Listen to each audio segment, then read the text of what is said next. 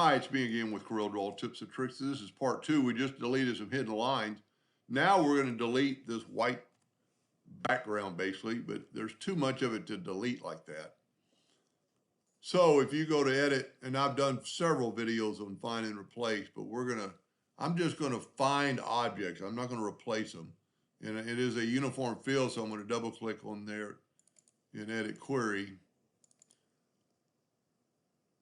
Go to uniform fill and then double click on the text. Don't just have it checked.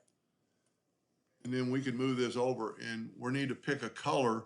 So we're going to get the eyedropper tool because we have no clue what color it is, but it is white 255. And I happen to look around, it's all this pretty much the same. And then I'm going to go okay, and I'm going to go find all. Now it's going to take a little bit, and when it finds it, it's going to put a bounding box around the whole thing. The only thing, yeah, well, there, I backed up. Let me do it again.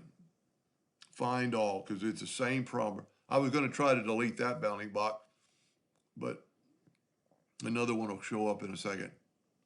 And then probably the most important thing to do is Control G to group that bounding box together, and then you hit delete. And what Control D did, because if you, especially on this large file, it might take a second, and then if you jump off of it, you don't have it grouped together and you can't grab it. Now this actually has some problems, and there's too many colors to delete them all. So my suggestion to the person is I'm trying to help is just select the all, and you see it's got several fields. Let's just make all the fields black. Now, it made some of the flowers maybe too black, but it looks pretty cool. I think this would really engrave good. I'm trying to click off of it so I won't, so you can kind of see it. There's some muddled effects there.